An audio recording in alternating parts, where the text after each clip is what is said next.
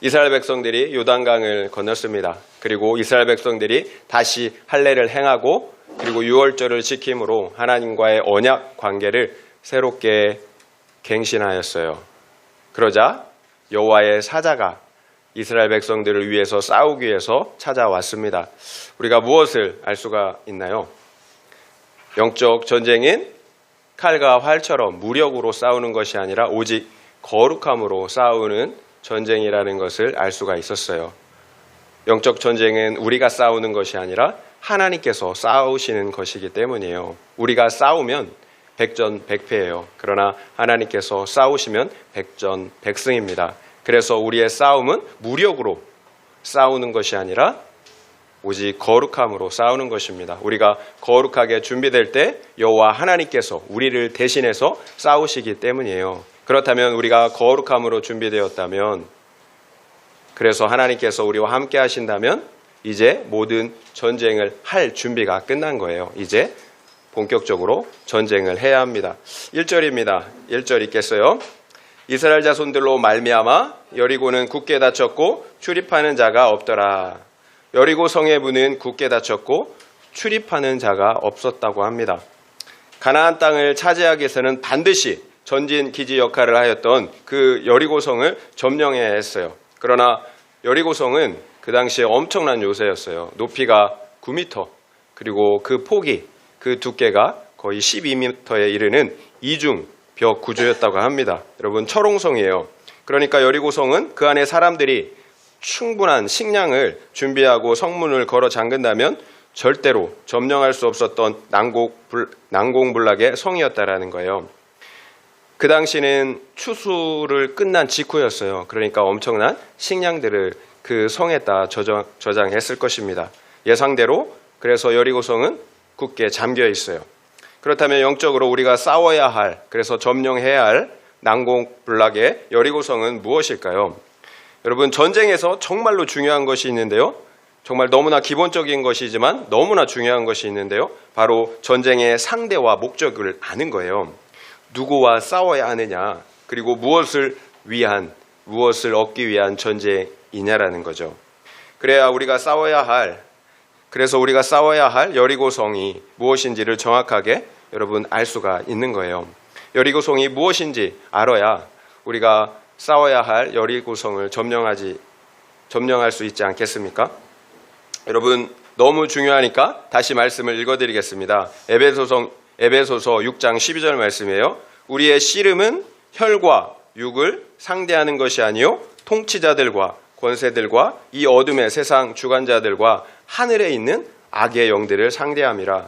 그러니까 우리의 씨름 싸움은 혈과 육, 곧 사람을 상대하는 것이 아니라고 분명하게 말씀하고 계세요. 그렇다면 우리의 싸움 상대는 누구입니까? 통치자들과 권세들, 그리고 이 어둠의 세상 주관자들과 하늘에 있는 악의 영들이라고 말씀하고 계세요. 여러분, 통치자들과 권세들이라고 사람을 얘기하는 것이 아니에요. 눈에 보이지 않는 통치자들, 악한 영, 귀신들과 같은 그 사탄의 세력들을 말하는 거예요. 그러니까 우리가 싸워야 할 대상은 사람이 아니에요. 사탄의 세력들이에요. 여러분, 사탄의 무리들은 여러분 굉장히 조직적이에요. 그 정점에 사탄이 있고요. 그리고 그를 따르는 악한 영들과 귀신들이 있습니다. 그래서 그들은 이 세상에서 역사하는데요.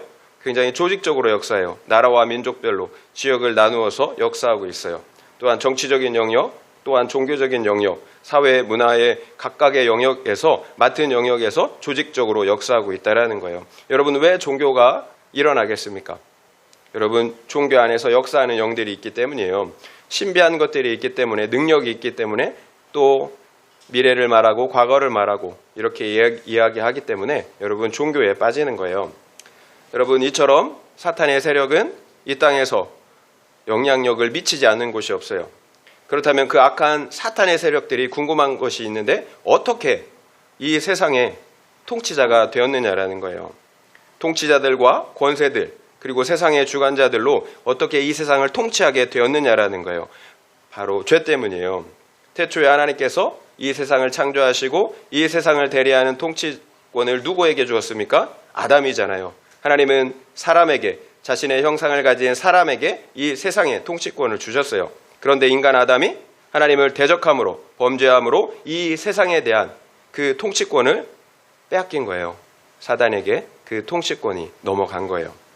그리고 아담과 인류는 그 죄의 결과 죄의 종, 사망의 종, 사탄의 종이 되는 비참한 신세가 되고 말았어요. 이것이 눈에 보이지 않지만 악한 영들이 이 땅에서 권세를 받아서 지배하고 세상 사람들을 지배하고 통치하고 있는 이유예요. 눈에 보이지 않아요. 결국 이런 우리를 구원해 주시기 위해서 하나님께서 혈과 육을 입고 이 땅에 오신 거잖아요. 그리고 십자가를 지신 것 아닙니까? 사탄의 권세는 죄에 있기 때문에 그 죄를 십자가에서 도말하셔야 했기 때문이에요. 여러분, 이 사실을 알고 성경 전체를 봐야 되는 거예요. 그리고 우리의 삶을 해석해야 합니다. 그러면 어떻게 영적 전쟁을 해야 하는지 알겠죠. 결코 사랑과의 싸움이 아니에요. 그래서 내가 어떤 사람을 지금 시기하고 미워하고 또 판단하고 정죄하고 있다면 지금 사탄에게 신나게 얻어 터지고 있는 거예요. 영적 싸움에서 지고 있다라는 거예요. 그래서 사탄에게 내 삶과 마음의 통치권을 점점 내어주고 있는 거예요. 그래서 내 마음이 점점 지옥이 되어가는 거예요. 염려와 두려움, 그리고 더 큰 미움의 감옥 속에서 살게 된다라는 거예요. 이것이 정확하게 아담이 사탄과의 영적인 전쟁에서 패한 결과였어요. 결국 이 세상의 불의와 착취, 그리고 살인과 강간과 전쟁처럼 타락한 이 세상의 모습은 모두 우리 죄의 결과예요. 우리 죄의 결과, 사탄이 역사할 수 있는 권세를 갖게 되었기 때문이에요. 그래서 우리의 영적 전쟁은 악한 영들과의 싸움이에요. 그러면 어떻게 싸워야 할까요? 여러분, 영적 전쟁은 영화에서 보는 것처럼 또 다른 종교에서 보는 것처럼 굿하고 제사하는 것이 아니에요. 그래서 귀신을 달래거나 축사하는 것이 아니에요. 그러면 여러분 속는 거예요. 계속 끌려다니는 거예요. 악한 영들이 어떻게 역사합니까? 우리 죄를 통해서 역사하잖아요. 그래서 우리가 하나님을 떠나 죄를 지으면 지을수록 악한 영들이 우리에 대한 통치권을 갖게 되는 거예요. 그들을 섬기면 섬길수록 우리에 대한 통치권을 갖게 된다는 거예요. 결국 영적인 싸움은 죄와의 싸움이에요. 거룩과의 싸움이라는 거예요.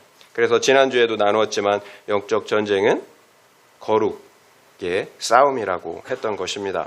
우리가 거룩할 때 하나님께서 우리를 위해서 싸우시기 때문이에요. 우리가 거룩할 때 하나님께서 우리에 대한 통치권을 하나님이 가져오신단 말이에요.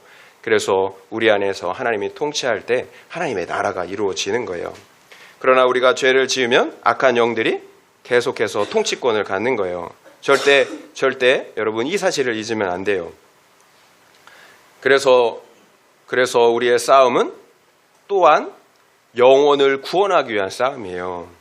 죄로 말미암아 사탄에게 포로가 되어 있는, 붙잡혀 있는 그 영혼들을 구원하는 싸움이라는 거예요. 여러분, 영적 싸움은 사탄과의 싸움에서 영혼을 구원하는 거예요. 먼저는 내 영혼을 구원하는 거예요. 그리고 다른 사랑하는 가족들과 지체들의 영혼을 구원하는 것. 여러분, 이것이 영적 전쟁이에요. 사탄과의 싸움, 죄와의 싸움. 그래서 영혼을 구원하는 거예요. 내 영혼을 구원하고 사랑하는 가족들, 다른 지체들의 영혼을 구원하는 것입니다. 그래서 우리가 함락해야 할 여리고성, 완고한 여리고성은 절대 어떤 사람을 굴복시키는 것이 아니에요. 그리고 가지고 싶어 안달하지만 가지지 못한 이 세상의 재물이라, 그리고 성공을 위해서 싸우는 것도 아니라는 거예요. 절대로 혈과 육도 아니고, 그리고 이 땅의 그 무엇, 기복과 성공이 아니에요. 우리가 함락해야 할 여리고성은 먼저는 나의 완고한 죄, 가치관이에요. 세상의 가치관, 죄의 가치관. 여러분, 말씀이랑 얼마나 멀어져 있는지 우리의 죄의 가치관이 여러분 너무나 완고해요. 우리의 생각이 빈틈이 없어요. 그 성이 무너져야 하는 거예요. 그리고 두 번째로는 마음의 문을 열지 않는 가족들과 동료들의 영혼이에요. 그 영혼을 구원해야 합니다. 여리고성을 무너뜨리고 그 안에 있는 영혼들을 구원해야 돼요. 이처럼 영적 전쟁의 목표를 분명히 해야 되는 거예요. 싸움의 기본은 적과 아군을 구별하는 거예요. 여러분, 아군을 죽이면 어떡합니까? 아군한테 총을 쏘면 어떻게 되냐고요. 이길 수가 없잖아요. 여러분, 사탄에게 속지 않고 영적 전쟁에서 승리할 수 있는 것 알아야 되는 거예요. 피하 식별을 잘해야 합니다. 적용 질문 드리겠습니다. 내가 지금 싸우고 있는 상대는 누구, 무엇입니까? 내가 미워하는 그 사람입니까? 아니면 내 속에 있는 미움과 혈기와 탐심입니까? 한번 생각해 보시기 바랍니다. 내가 지금 싸우고 있는 상대는 누구, 무엇입니까? 내가 미워하는 그 사람입니까? 아니면 내 속에 있는 미움과 혈기와 탐심입니까? 한번 생각해 보시기 바랍니다. 오늘은 특별하게 영적 전쟁에서 여러분 믿지 않는 우리 가족들 그리고 동료들의 그 영혼 구원에 대해서 함께 살펴보려고 합니다.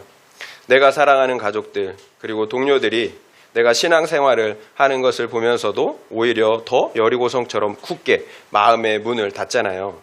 그래서 오히려 더 완고해지는 것을 보게 된다라는 거예요. 그러면 우리 마음이 어떤가요? 낭망이 들잖아요. 그러나 하나님은 그런 우리에게 낭망하지 말라라고 여리고성 전쟁을 보여주고 계세요. 2절부터 5절 말씀 함께 읽도록 하겠습니다. 2절부터 5절입니다. 여호와께서 여호사에게 이르시되 보라 내가 여리고와 그 왕과 용사들을 내 손에 넘겨주었으니 너희 모든 군사는 그 성을 둘러 성 주위를 매일 한 번씩 돌되 엿새 동안을 그리하라. 제사장 7은 7 양각 나팔을 잡고 언약궤 앞에서 나아갈 것이요 7째 날에는 그 성을 7번 돌며 그 제사장들은 나팔을 불 것이며 제사장들이 양각 나팔을 길게 불어 그 나팔 소리가 너에게 들릴 때에는 백성은 다 큰 소리로 외쳐 부를 것이라. 그리하면 그 성벽이 무너져 내리리니 백성은 각기 앞으로 올라갈지니라 하시매. 하나님께서는 여호수아에게 내가 여리고와 그리고 그 안에 있는 왕과 그 사람들을 다 너희 손에 내 손에 넘겨주었다라고 말씀하고 계십니다. 이것이 우리가 완고한 영혼들 가족들로 인해서 낙심하지 않아야 할 이유입니다. 하나님께서 믿지 않은 가족들과 친구, 동료들을 다 넘겨주셨다라고 말씀하고 계시기 때문이에요.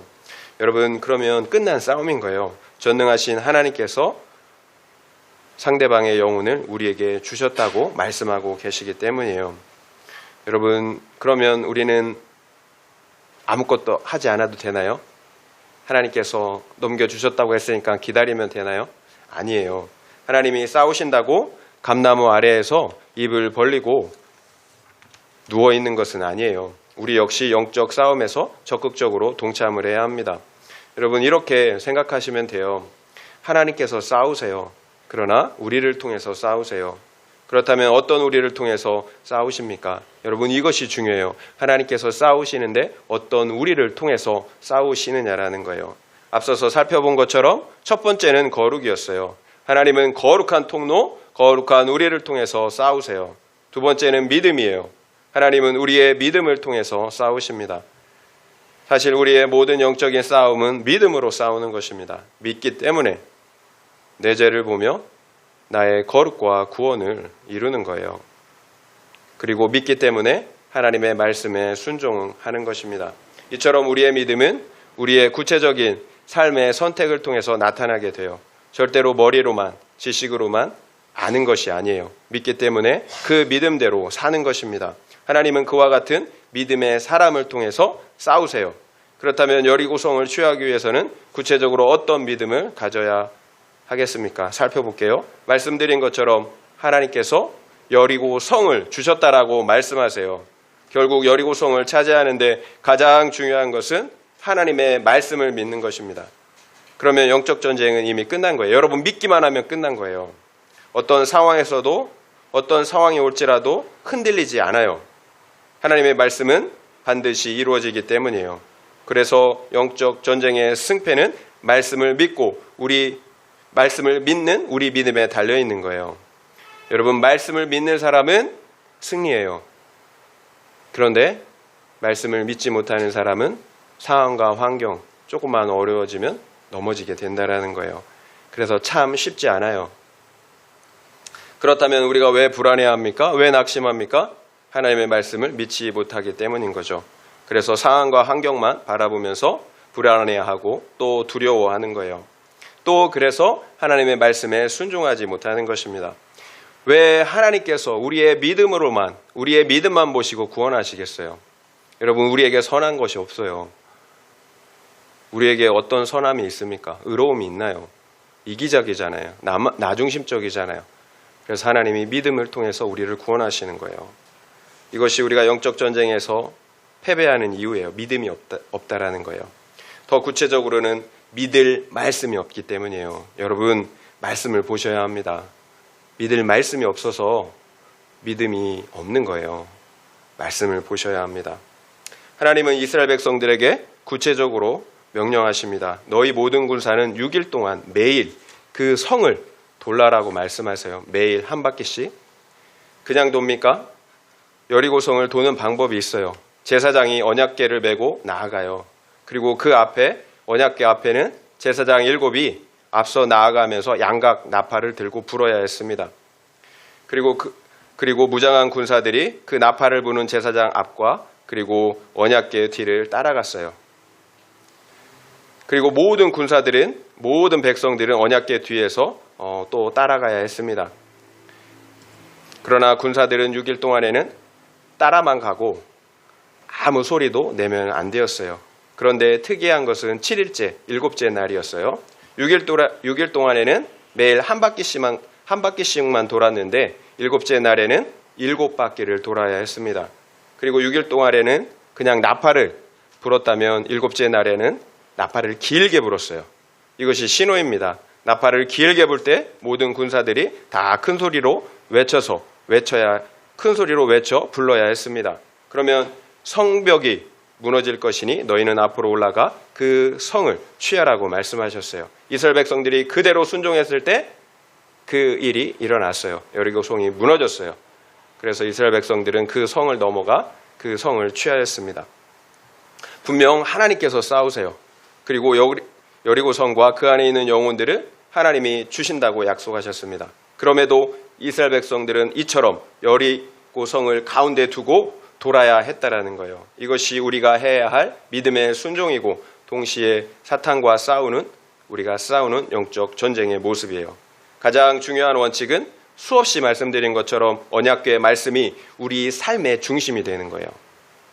매일 말씀을 믿고 누리고 살아가야 합니다. 여러분, 이것이 기본이에요. 기본이 돼야 다른 것들이 되는 거예요. 기본 없이, 여러분, 운동 중에서도 모든 스포츠 운동 기본이 제일 중요하잖아요. 기본이 안 되면 아무리 열심히 해도 실력이 안 늘어요. 여러분, 기본이 돼야 다른 것들이 되는 거예요. 내가 먼저 말씀을 믿고 누리고 살아갈 때 복음의 나팔, 기도의 나팔을 불 수가 있다라는 거예요. 내가 확신하지 못하는 그 복음을, 내가 누리지 못하는 그 구원의 은혜를 어떻게 나팔을 불며 증거할 수가 있겠어요. 결국 내가 만약 믿지 않는 가족 구원을 위해서 애통하고 있지 않다면, 여러분, 믿지 않는 가족들 볼 때 애통하십니까? 그래서 복음을 전하나요? 여러분, 만약 애통하지 않다면, 그래서 복음을 전하고 있지 않다면 내가 구원의 은혜를 그렇게 확신하지 않는 거예요. 확신하고 있지 않기 때문이에요. 그래서 나의 거룩과 구원을 이루는 것, 그것이 깊어지는 것이 먼저라는 거예요. 내가 믿고 누리지 못하는 복음은 절대로 증거될 수가 없어요. 우리는 반드시 우리의 말뿐만 아니라 우리의 삶으로 복음의 나팔을 불어야 합니다. 우리가 말 따로 삶 따로 다른 나팔을 불러요. 말은 이렇게 얘기하는데 삶은 이런 나팔을 불러요. 그러면 그 말을 누가 신뢰하겠어요? 너나 믿으세요 라고 하잖아요. 이처럼 영적 전쟁의 기본은 하나님의 말씀을 내 삶의 중심에 두고 살아가는 것입니다. 날마다 말씀을 믿고 내가 그 말씀을 믿고 누리고 살아가는 거예요. 그러면 자연스럽게 우리의 모습을 통해 복음의 나팔, 기도의 나팔을 부는 그 삶을 살게 된다라는 거예요. 그렇다면 나는 복음의 나팔을 불고 있나요? 내 입술로, 나의 삶으로 믿지 않는 가족들에게, 또한 지인들에게 십자가 복음의 능력, 그 생명의 능력을 여러분 보여주고 또 전파하고 계신가요? 여러분, 성경은 너희가 때를 얻든지 얻지 못하든지 복음 전파에 힘쓰라고 말씀하세요. 그런데 우리가 어떻게 생각합니까? 다른 사람은 몰라도 그 사람은 절대로 믿지 않는다. 그래서 복음을 전하지 않잖아요. 그 사람만큼은 안 돼. 여러분, 아니에요. 여러분, 우리가 씨를 뿌리는데 어디에서 싹이 나고 열매가 날지 몰라요. 우리가 해야 할 일은 그저 씨를 뿌리는 거예요. 말씀을 전하는 거예요. 그러면 하나님께서 여러분 잘하고 열매 맺게 하세요. 비를 주시고 해를 주시는 분은 하나님이세요. 여러분, 씨 아무리 좋은 씨 좋은 밭에 뿌려도 여러분 비 안 주시면, 해 안 주시면 여러분 열매를 못 맺어요. 그러나 하나님이 돌보시면, 비를 주시고 해를 주시면 여러분 그 씨를 여러분 쪼개서, 하나님이 이렇게 쪼개게 해서 여러분 열매 맺게 하세요. 여러분, 우리가 말씀을 전하지 않으면 그 사람에게 그럼 기회조차가 주어지지 않는 거예요. 말씀을 전해야 기회가 주어지는 거예요. 나의 귀찮음 때문에 한 그 영혼이 복음을 듣지 못해 죽는다라는 거예요. 여러분, 성경은 말해요. 눈물로 씨를 뿌리는 자는 기쁨으로 단을 거두리로다. 눈물로 씨를 뿌린다라는 거예요. 그러면 기쁨으로 단을 거둔다라고 말씀하세요. 여러분, 왜 눈물로 씨를 뿌릴까요? 이유가 있어요. 씨를 뿌리는 시기는 겨울이 지나고 말 그대로 춘궁기예요. 먹을 양식도 없는데 어떻게 씨를 뿌립니까? 지금 먹을 양식이 없어요. 근데 씨를 뿌려야 돼요. 그래야 살기 때문에. 그래서 울면서 씨를 뿌리는 거예요. 날지 안 날지 걱정하면서 씨를 뿌려요. 그러나 씨를 뿌리지 않은 사람은 어떤 소망도 없어요. 그러나 씨를 뿌린 사람은 그 가을에 추수의 기쁨을 누린다는 것입니다. 이처럼 우리 역시 장래의 소망을 가지고 복음의 씨앗을 뿌려야 합니다. 거두게 하시는 분은 하나님이시라는 거예요. 뿌려야 거둘 수가 있어요. 여러분, 우리도 누군가의 수고와 희생으로 이 자리에 있다는 사실을 기억해야 돼요.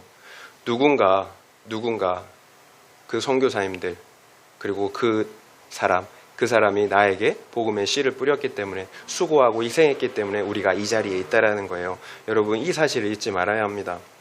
우리는 복음의 나팔을 불어야 할 뿐만 아니라 또한 기도의 나팔을 불어야 합니다. 비록 하나님께서 우리에게 여리고 성과 그 안에 있는 영혼들을 주신다고 말씀하셨지만, 그럼에도 여리고 성과 그 안에 있는 영혼들을 달라고 기도해야 한다라는 거예요. 우리가 다 아는 것처럼 이스라엘 백성들은 가나안 땅에 들어가요. 그런데 가나안 땅에 들어가서 얼마 지나지 않아서 다시 범죄해요. 하나님을 떠나 범죄해요. 그래서 아수르와 바벨론에 의해서 완전히 멸망당하고 맙니다. 이것이 이스라엘의 역사예요. 그래서 이스라엘은 적국 바벨론으로 끌려가서 비참한 포로 생활, 종살이를 하게 돼요. 그때 하나님께서 에스겔을 통해서, 에스겔 선지자를 통해서 이스라엘에게 말씀하셨어요. 제가 읽어드릴게요. 뭐라고 말씀하셨나? 에스겔 36장 36절에서 37절 말씀이에요. 너희 사방에 남은 이방 사람이 나 여호와가 무너진 곳을 건축하며 황폐한 자리에 심은 줄을 알리라. 나 여호와가 말하였으니 이루리라. 주 여호와께서 이같이 말씀하셨느니라. 그래도 이스라엘 족속이 이같이 자기들에게 이루어 주기를 내게 구하여야 할지라. 언약에 신실하신 하나님께서 이스라엘의 그 반역과 실패에도 불구하고 또다시 이스라엘을 회복해 주신다라는 말씀이에요. 그 당시에 이스라엘 주변에 있는 이방인들이 다 봤어요. 유다가 이스라엘이 얼마나 비참하게 멸망하는지를. 그런데 그들이 다시 본다라는 거예요. 그 이스라엘이, 그 예루살렘이 다시 회복하는 것을 다시 보고 놀란다라는 거예요. 그 언약의 말씀이 바로 새 언약, 십자가의 언약이잖아요. 이스라엘은 자신들의 범죄함으로 인하여서 적국에 끌려가서 포로 신세가 되었어요. 그런데 하나님께서는 내가 너희를 반드시 회복시켜 주시겠다고 말씀하신다라는 거예요. 그렇다면 이스라엘 백성들이 얼마나 큰 위로가 됐겠어요. 포로 생활에서 회복된다니 얼마나 위로가 됐겠습니까? 그런데 하나님께서 뭐라고 말씀하세요? 나 여호와가 말하였으니 이루리라. 그럼에도 이스라엘 족속이 이같이 자기들에게 이루어 주기를 내게 구하여야 할지니라. 여러분, 분명 하나님께서 다 이루어 주신다고 약속하셨어요. 그런데 너희가 이처럼 내게 이루어지기를 그렇게 기도해야 한다라고 말씀하고 계신다라는 거예요. 여러분, 이것이 우리가 해야 할 일입니다. 믿음이 있으면 기도하겠죠. 분명 여리고성을 주신다고 말씀하셨어요. 그렇다면 반드시 여리고성을 주세요. 그렇다고 말씀드린 것처럼 감나무 아래에서 감 떨어질 때까지 기다리는 것이 아니에요. 언약의 말씀을 믿기 때문에 기도의 나팔을 부는 것입니다. 그래서 그 백성을, 그 성을 나에게 달라고 여러분 기도한다라는 거예요. 결국 우리의 기도가 응답되지 않는 이유가 무엇입니까? 야고보서 4장 2절 하반절과 3절에 그 이유가 나와요. 너희가 얻지 못함은 구하지 아니하기 때문이요 구하여도 받지 못함은 정욕으로 쓰려고 잘못 구하기 때문이라. 우리의 기도가 왜 응답이 되지 않는다고 말씀하십니까? 아이러니하게도 기도하지 않기 때문이라고 말씀하세요. 정욕을 쓰려고, 우리의 정욕을 위해 쓰려고 잘못 구하기 때문이라고 두 가지를 말씀하세요. 우리가 응답받지 못하는, 기도가 응답받지 못하는 이유, 첫 번째는 기도하지 않기 때문이에요. 그리고 우리의 욕심, 정욕을 위해 사용하기 위해서 기도하기 때문이라고 말씀하세요. 그런데 우리는 기도하잖아요. 여러분, 하나님을 만날 때까지 여러분 기도해 보셨나요? 여러분, 누가 기도합니까? 믿지 않는데도 기도할 수 있나요? 여러분, 그래서 기도가 믿음이에요. 여러분, 만약 이스라엘 백성들이 하나님께서 그 여리고성을 주신다고 말씀하셨으니까 주시겠지 하고 매일같이 그 여리고성을 돌지 않았다면, 그래서 나팔을 불지 않았다면 어떻게 됐을까요? 하루라도 빠졌다면 어떻게 됐을까요? 여러분, 말짱 꽝이에요. 여리고성은 절대로 무너지지 않았어요. 하나님이 주신다고 말씀하셨음에도 불구하고 이스라엘 백성들이 기도의 나팔을 불며 순종하지 않았다면 여리고성은 무너지지 않았다라는 거예요. 결국 기도하지 않는 분들은 절대 내가 하나님을 믿는다고 생각하면 안 돼요. 믿기 때문에 기도하는 거예요. 환경이 좋아서 기도할 만해서 기도하는 것이 아니에요. 믿기 때문에 기도하는 거예요. 그래서 기도하는 사람이 믿음이 좋은 거예요. 그런데 뭐라고 말씀하세요? 우리가 또 착각하면 안 되는 게 구하여도 받지 못하면 정욕으로 쓰려고 잘못 구하기 때문이라고 말씀하신다라는 거예요. 우리가 아무리 기도해도 응답받지 못하는 경우가 있다라는 거예요. 내 욕심을 따라 기도했기 때문이에요. 여러분, 상대방의 영혼 구원이 목적입니까? 아니면 상대방이 예수를 믿으면 내가 편하기 때문인가요? 우리 가정이 남불한 듯이 내가 원하는 행복한 가정이 될 것 같기 때문은 아닙니까? 여러분, 그래서 우리의 기도가 간절함이 없는 거예요. 여러분, 정말 그 영혼을 긍휼히 여긴다면 간절한 기도가 나와요. 그런데 그 목적이 다르면 기도가 안 나와요. 영혼 구원이 목적이 아니라 나의 정욕을 위해서 기도하기 때문이에요. 결국 우리는 반드시 하나님의 뜻, 말씀을 따라서 기도해야 합니다. 그래야 응답이 돼요. 제가 믿는 말씀이 있어요. 사도행전 16장 31절이에요. 이르되 주 예수를 믿으라. 그리하면 너와 내 집이 구원을 받으리라. 저에게도 그 어머니와 아버지 그리고 다른 가족들은 완고한 난곡불락의 여리고 성이었어요. 제가 아무리 신앙생활을 열심히 해도 너나 잘 믿어라 하셨어요. 저희 부모님들은 정말로 오랫동안 조상숭배와 불교 그리고 샤머니즘에 빠져 있었어요. 여러분, 난공불락이에요. 난공불락. 절대로 변할 것 같지가 않았어요. 제가 할 수 있는 것이 무엇이 있겠어요? 주 예수를 믿으라. 그리하면 너와 내 집이 구원을 받으리라. 이 말씀을 붙잡고 기도했습니다. 그러면 기도가 바로 응답이 되었을까요? 여러분, 그렇지 않아요. 아무리 기도해도 아무런 변화가 없어요. 더 완고해져요. 여러분, 이스라엘 백성들이 볼 때도 그렇지 않았을까요? 여리고성을 점령하려면 구체적인 전략, 전술을 짜서 싸워야 되는데 하나님은 그냥 여리고성을 그냥 매일 돌으려고 한단 말이에요. 어떤 생각이 들겠어요? 여리고성이 무너질까 과연? 첫날 한 바퀴를 돌았어요. 아무 일도 없어요. 두 번째 날 두 바퀴를 돌았습니다. 아무 일도 없어요. 세 번째 날 또 돌았어요. 근데 여전히 아무 일도 없어요. 여러분, 우리가 기도하다가 낙심하는 이유가 무엇이겠습니까? 그래서 포기하는 이유가 무엇이겠어요? 물론 믿음이 없어서겠지만 이처럼 계속해서 여리고성을 돌아도 아무 일도 일어나지 않기 때문이에요. 우리가 기도를 하면 최소한 어떤 조짐이라도 보여야 하잖아요. 맨 아래에 있는 기초 속에 살짝 금이 가든지 아니면 조금씩 진동이 오든지 뭐 눈에 보이는 뭐가 있어야 하는데 아무 변화가 없다라는 거예요. 오히려 더 핍박이 심해져요. 더 완악해진다라는 거예요. 그러면 우리의 믿음이 딱 사라져요. 포기하게 되는 거예요. 기도를 해도 변하지 않기 때문이죠. 그러나 우리가 여리고성을 통해 교훈을 얻어야 합니다.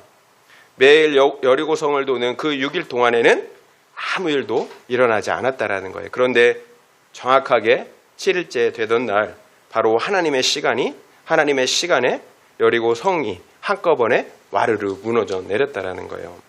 무엇을 알 수가 있습니까?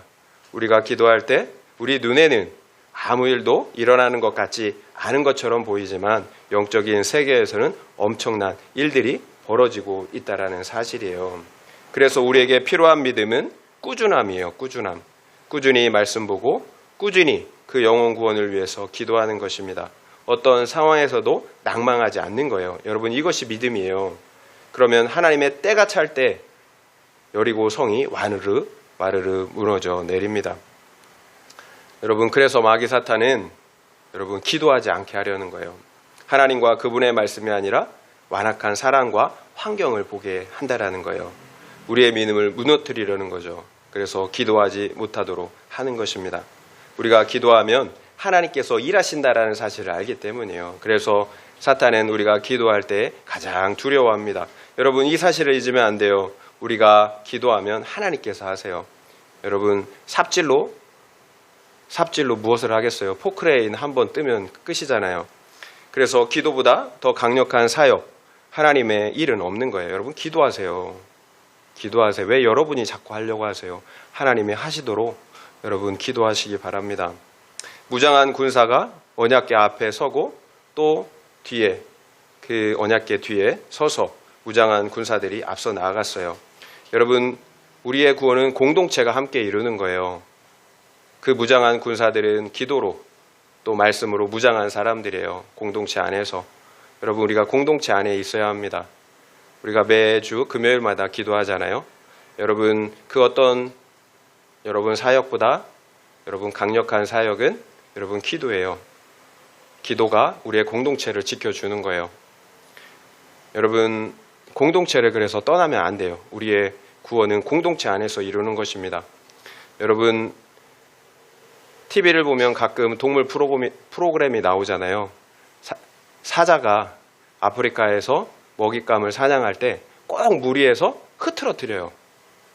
그러면 떨어지는 애가 잡혀 죽는 거예요. 아무리 큰 물소도 여러분 사자 떼가 덤벼들면 감당 못해요. 여러분, 그래서 사탄은 동일한 여러분 수법을 써요. 우리 공동체에서 떨어져 나가게 한다는 거예요. 여러분, 아무리 강해도 어떻게 소가 사자를 이깁니까? 여러분, 그래서 여러분 공동체를 떠나면 안 되는 거예요. 하나님은 우리를 교회 공동체로 불러주셨다라는 거예요. 사탄은 우리가 기도하려고 하면 수단과 방법을 가리지 않고 기도하지 못하도록 방해를 합니다. 여러분, 이상하게 기도만 하면 없었던 일들이, 사건들이, 감당할 수 없는 일들이 뻥뻥 터져요. 또 우리가 기도만 하면 이상하게 그 사람 더 완악해진단 말이에요. 기도하지 못하게 하려는 거죠. 낭망하게 하려는 거예요. 그리고 사탄은 우리의 삶을 바쁘게 돌아가게 합니다. 여러분, 그냥 바쁜 것이 아니에요. 여러 가지 우리가 이유와 핑계로 기도하지 못하는 이유를 말하잖아요. 여러분, 그냥 바쁜 게 아니에요. 현대인들은 얼마나 바쁜지 몰라요. 왜 이렇게 정보들을 많이 보는지. 그거 다 보면 그게 다 내 것 되나요? 여러분, 여러 가지 이유와 핑계로 기도하지 않게 합니다. 여러분, 그럴 때일수록 여러분 우리가 깨어 있어야 되는 거예요. 믿기 때문에 기도하는 것입니다. 결국 말씀을 보지 않는 형통, 기도하지 않는 형통은 형통이 아니에요. 말씀을 보지 않는데도, 기도하지 않는데도 형통하십니까? 여러분, 가짜 형통이에요.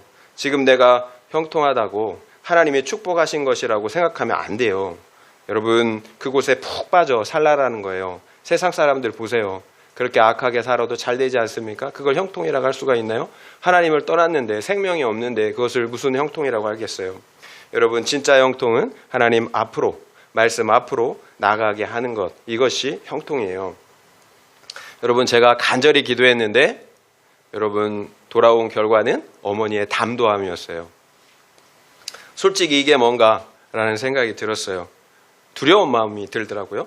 그러나 동시에 하나님께서 제 기도를 들으시고 뭔가 일하시고 계신다라는 확신이 들었어요.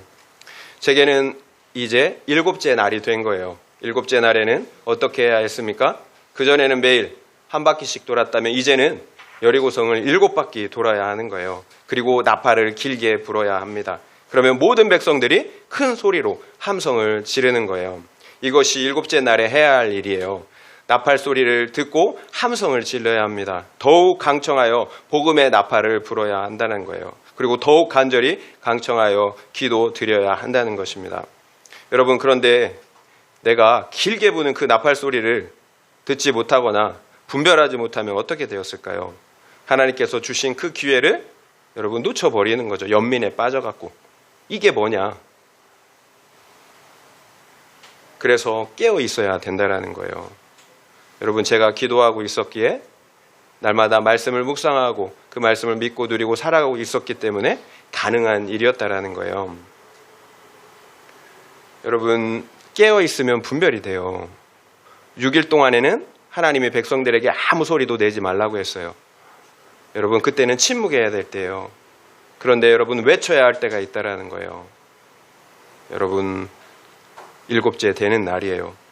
나팔을 길게 불 때 여러분 외쳐야 하는 거예요. 아이러니하지만 제가 들은 그 긴 나팔 소리는 어머니의 담도함이었어요. 그리고 아버지의 폐암이었어요. 여러분, 제가 끼어있지 못했다면 이게 무슨 기도 응답이냐고 여러분 하지 않았겠어요? 예수를 믿어도 되는 일이 더럽게 없다고 하지 않았겠습니까?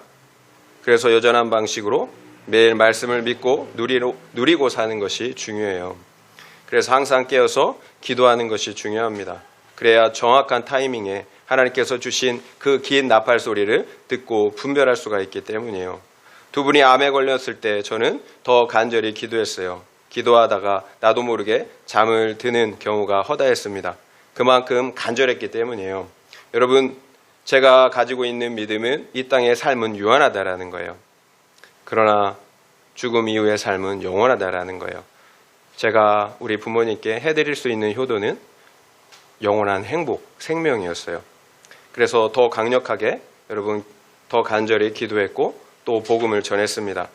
결국 두 분 모두는 예수를 영접하고 돌아가셨어요. 여러분, 다 말씀드릴 수는 없지만 그 당시에 하나님께서는 수많은 사람들과 환경을 동원하셔서 그 두 분을 구원하시는 것들을 제가 볼 수가 있었어요. 그러면 어떤 분들은 이렇게 생각하실 거예요. 그게 무슨 복이냐? 무슨 복이냐? 두 분이 암으로 돌아가셨는데 그게 무슨 복이냐? 여러분, 분명히 이렇게 생각하시는 분들이 계실 거예요. 맞아요. 이것이 세상의 가치관이고요.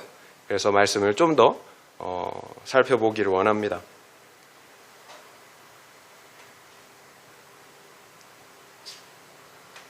적용 질문 드리겠습니다. 적용 질문. 나는 믿지 않는 가족들과 동료들에게 복음을 전하고 또한 기도하고 있습니까? 그렇지 않다면 그 이유는 무엇인 것 같습니까? 한번 생각해 보시기 바랍니다. 나는 믿지 않는 가족들과 동료들에게 복음을 전하고 또한 기도하고 있습니까? 그렇지 않다면 그 이유는 무엇인 것 같습니까? 한번 생각해 보시기 바랍니다. 우리 17절에서 19절 말씀, 17절에서 19절 말씀 함께 읽겠습니다. 이 성과 그 가운데 있는 모든 것은 여호와께 온전히 바치되 기생 라합과 그 집에 동거하는 자는 모두 살려주라. 이는 우리가 보낸 사자들을 그가 숨겨주었음이니라.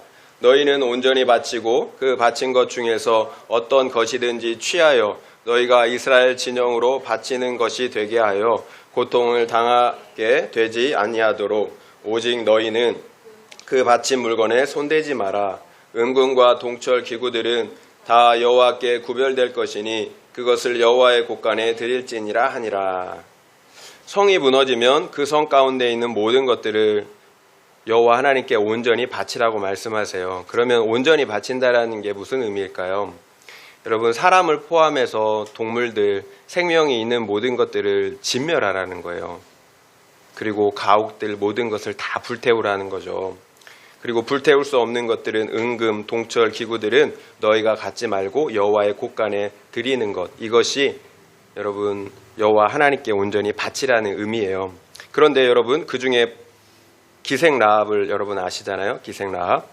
기생 라합과 그 집에 동거하는 자는 살려주라고 말씀하고 계세요. 앞서 라합이 자기 목숨을 걸고 두 정탐꾼을 살려주었기 때문이에요. 결국 기생 라합과 그 집에 동거하는 모든 사람들 빼고는 다 진멸하라는 말씀인 거죠. 그러면 기생 라합이 모든 사람들이 진멸당하는 그런 상황에서 기생 라합만 구원받을 수 있었던 이유가 무엇이었나요? 항복하였기 때문이에요. 십자가의 복음을 듣고 회개하는 자는 어떤 죽음의 위기 속에서도 구원을 받습니다. 그렇다면 여러분, 왜 여리고성을 전부 진멸해야 할까요? 아깝잖아요. 그냥 쓰면 안 될까요? 양과 소, 가축들과 집들이 아깝지 않나요? 여러분, 우리가 이런 생각이 든단 말이에요. 여러분, 우리가 구속사로 생각을 해야 돼요. 여리고성을 진멸해야 기생 라합과 그에게 속한 자들을 구원할 수가 있었기 때문이에요. 결국 하나님은 오직 기생 라합의 영혼 구원을 위해서 여리고성을 진멸해야 했던 것입니다. 그런데 우리는 진멸당하는 나의 돈과 건강, 그리고 사람들의 인정과 명성처럼 여러분, 나의 여리고성이 무너지는 것만 아깝다고 생각을 한다는 거예요. 여러분, 구원받은 영혼을 생각하지 못해요, 우리가. 하나님은 한 영혼을 천하보다 귀하게 여긴다라고 성경을 통해서 분명하게 말씀하고 계세요. 여러분, 한 사람 한 사람이 이 천하보다 귀해요, 하나님 보실 때. 제가 CTS에서 하는 간증 프로그램을 보았는데 거기에서 박인경 사모님이 나오더라고요. 그 박인경 사모님이 어느 날 갑자기 둘째 아들을 사고로 잃었어요. 교통사고로. 그 사고로 식물인간이 되었고, 그리고 시신 장기를 기증하고 죽었어요. 그 사모님이 자기 아들을 잃었으니 얼마나 여러분 애통했겠어요. 얼마나 마음이 아팠겠어요. 그때 이 사모님이 그걸 깨달았대요. 온 천하보다 한 영혼이 귀하다라는 게 무슨 의미인지. 그 아들이 없으니까 이 세상에 아무 의미가 없다라는 거예요. 아들이 있을 때 세상이 의미가 있는 거지, 아들이 없으니까 세상이 아무 의미가 없는 거예요. 그 좋았던 세상이 아들이 없는 세상은 아무 의미가 없는 거예요. 여러분, 온 천하보다 한 영혼이 더 귀하다라는 걸 그때 이 사모님이 깨달았다고 말씀하더라고요.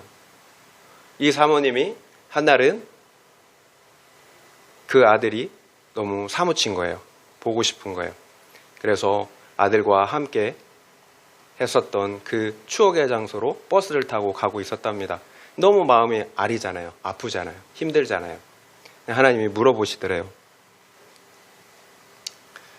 내 아들이 세상보다 귀하지 않냐? 아프지 않냐? 그런 얘기겠죠. 아프다고. 그러니까 하나님께서 이렇게 말씀하셨대요.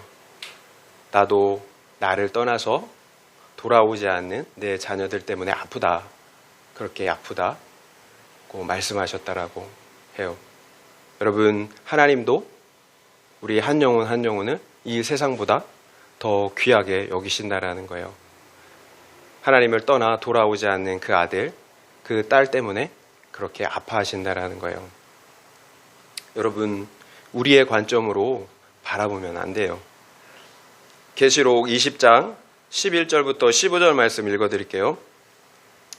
또 내가 크고 흰 보좌와 그 위에 앉으신 이를 보니 땅과 하늘이 그 앞에서 피하여 간데 없더라.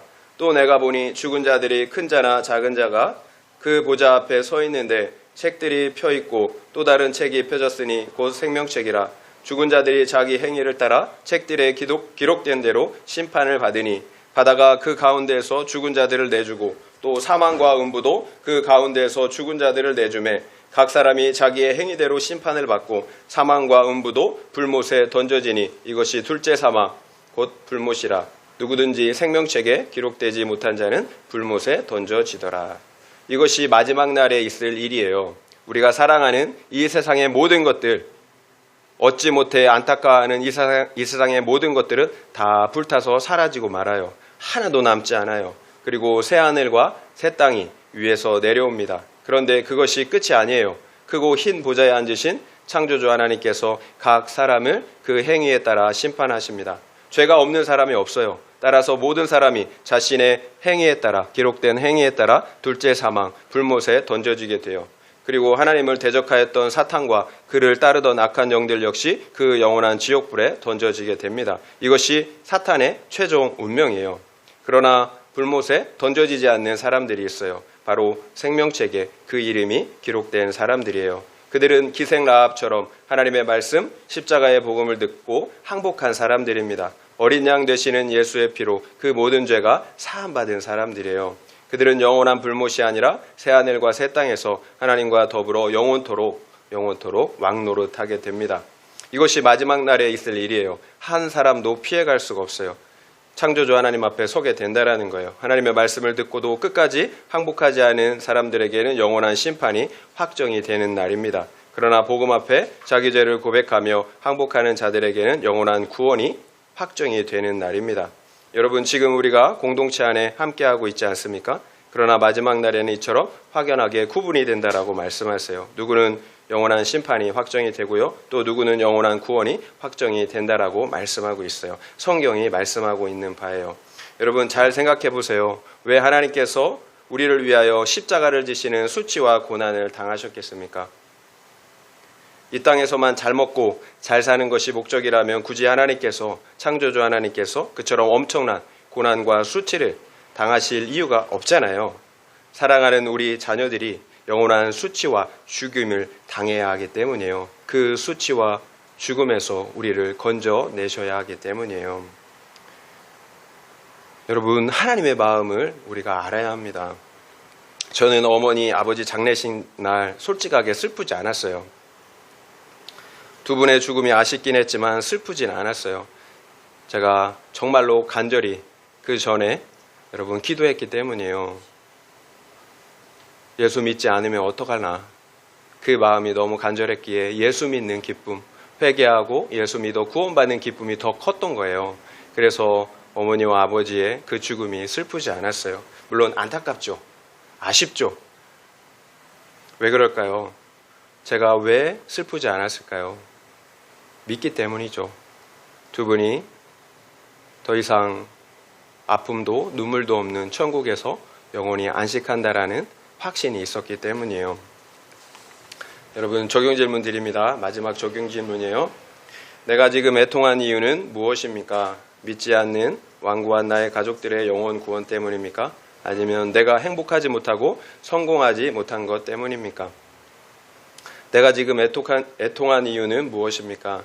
믿지 않는 완고한 나의 가족들의 영원 구원 때문입니까? 아니면 내가 행복하지 못하고 성공하지 못한 것 때문입니까? 한번 생각해 보시기 바랍니다. 말씀을 마무리하겠습니다. 영적 전투는 하나님이 싸우시는 거예요. 그래서 하나님께서는 여리고 성과 그 안에 있는 왕과 사람들을 너희에게 주셨다라고 말씀하신 것입니다.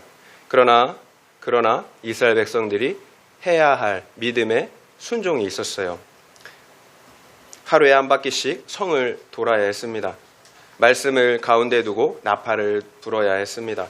그리고 7째 날에는 성을 7번 돌아야 했습니다.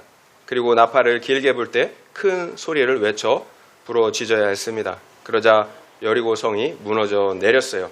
결국 우리가 해야 할 믿음의 순종은 여전한 방식으로 하루하루 말씀을 믿고 누리며 살아가는 것입니다. 우리의 거룩과 구원을 이뤄가는 거예요. 그리고 십자가 복음, 회개의 나팔을 부는 것입니다. 그리고 완악한 영혼들을 달라고 그 영혼의 구원을 위해서 쉬지 않고 하나님께 기도의 나팔을 부는 것입니다. 그러면 믿지 않은 가족들과 동료들의 영혼을 하나님이 우리에게 주십니다. 하나님이 반드시 구원해 주십니다. 결국 우리가 복음을 전하지 않는다면 하나님은 아무 일도 하실 수가 없어요.